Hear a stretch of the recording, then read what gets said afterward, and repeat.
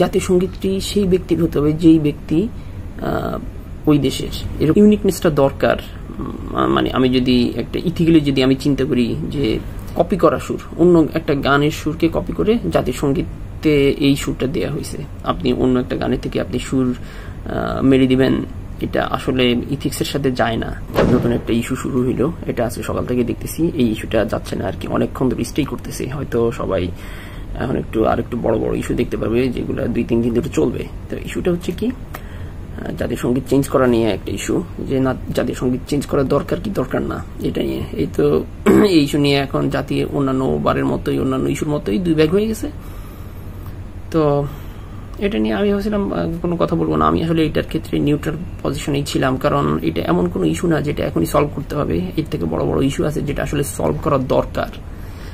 But তারপরে মনে হচ্ছে আমি কিছু শেয়ার করি জাতীয় সঙ্গীত নিয়ে আমার ব্যক্তিগত মতামত।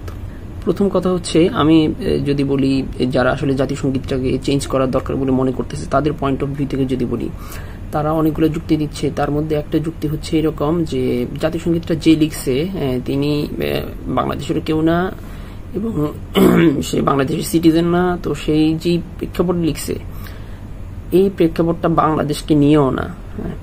তো এই যুক্তিটার সাথে আমি ডিসএগ্রি করি যে বাংলাদেশের কেউ হতেই হবে একটা জাতীয় সঙ্গীত লেখার জন্য, ওই দেশের হতে হবে এমন কোনো কথা নাই। এরকম অনেক উদাহরণ আছে। যেমন যদি আমি ইউএস এর কথা বলি, ইউএস এর জাতীয় সঙ্গীত যে লিখছে সে কিন্তু ইউকের একজন পার্সন। তো এটা কোনো স্ট্রিক্ট রুল না যে জাতীয় সঙ্গীতটি সেই ব্যক্তির হতে হবে যেই ব্যক্তি ওই দেশের। এরকম কোন ব্যক্তির হতে হবে এমন কোনো বাধ্যবাধকতা নেই। বাট এছাড়া অন্যান্য পয়েন্টের কথা যদি আমি বলি, যে জাতীয় সঙ্গীতটা যেই সুরের উপরে লেখা হয়েছে এটা আসলে অন্য একটা গানের কপি করা সুর, অন্য একটা গানের সুরকে কপি করে জাতীয় সঙ্গীতে এই সুরটা দেওয়া হয়েছে। হ্যাঁ, এটাকে ইস্যু ধরলে ধরা যায়, আবার ইস্যু না ধরলে নাও ধরা যায়। তবে আমি মনে করব যে আসলে ইউনিকনেসটা দরকার। মানে আমি যদি একটা ইথিক্যালি যদি আমি চিন্তা করি যে আপনি অন্য একটা গানের থেকে আপনি সুর মেরে দিবেন, এটা আসলে ইথিক্সের সাথে যায় না।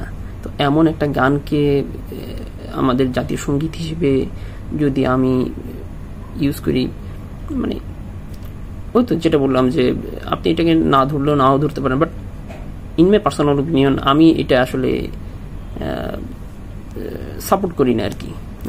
যে কোনো ধরনের চুরি বিদ্যা, এটা তো অবশ্যই সাপোর্ট করার মতো না। পরের পয়েন্ট যেটা, সেটা হচ্ছে জাতীয় সঙ্গীতটা যে পটভূমিতে রচিত হয়েছে, সেই পটভূমির থেকে এই পটভূমি বাংলাদেশ, এটা টোটালি ডিফারেন্ট। জাতীয় সঙ্গীতটা রচনা করা হয়েছিল বঙ্গভঙ্গ রদ করার জন্য, অর্থাৎ এটা বাংলাদেশের বিরোধী একটা চেতনা ছিল যে সমগ্র বাংলা, অখণ্ড বাংলা থাকবে, এটা ভাঙবে না, এটা থেকে এই যে মুসলিম দেশ বা মুসলিম ভূখণ্ড এই ধরনের কিছু হবে না, বা এই ধরনের একটা চেতনা থেকে। এবং এটা করেছিল হিন্দুরা তাদের স্বার্থের জন্য। বাট এখন যেটা হয়েছে, এখন বাংলাদেশের জন্ম হয়েছে যেটা টোটালি জাতীয় সঙ্গীতের অপোজিট চেতনা। এটা প্রেক্ষাপটটা যেমন যায় না, চেতনাটাও টোটালি ডিফারেন্ট। তবে সবচেয়ে বড় ভাইটাল যে পয়েন্ট যেটা আমি মনে করি, যেটা আমার কাছে আমি ব্যক্তিগতভাবে বিশ্বাস করি, তা হচ্ছে জাতীয় সঙ্গীত এমন একজন লিখেছেন যিনি আসলে বাংলাদেশের জন্মই চান নাই, বাংলাদেশের বিরোধী ছিলেন। তাছাড়া বাংলাদেশের ভালো তো কোনো কিছুতে চান না, শিক্ষা বলেন বা উন্নতি বলেন, কোনো কিছুতেই না।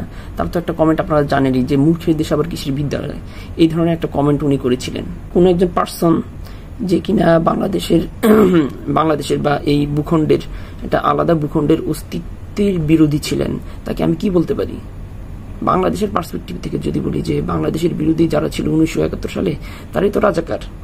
তো রাজাকারটাকে আমি যদি একটা বিশেষণ হিসেবে চিন্তা করি, এখন ধরেন বাংলাদেশের জন্মের আগে কোনো একজন রাজাকার যদি একটা গান লিখতো, জাস্ট ফর এক্সাম্পল, আপনি কি সেটাকে সাপোর্ট করতেন বা কোনোভাবে সাপোর্ট করবেন বা পছন্দ করবেন? অবশ্যই না।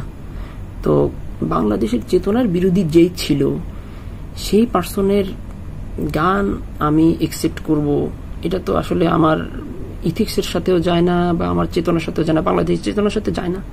মানে এটা আমার পার্সোনাল ওপিনিয়ন, এটার সাথে সবার একমত হতে হবে এমন কোনো কারণ নেই, এবং একমত হবে না এটাও আমি স্বীকার করি। But just food for thought আমি দিয়ে রাখলাম। ধন্যবাদ।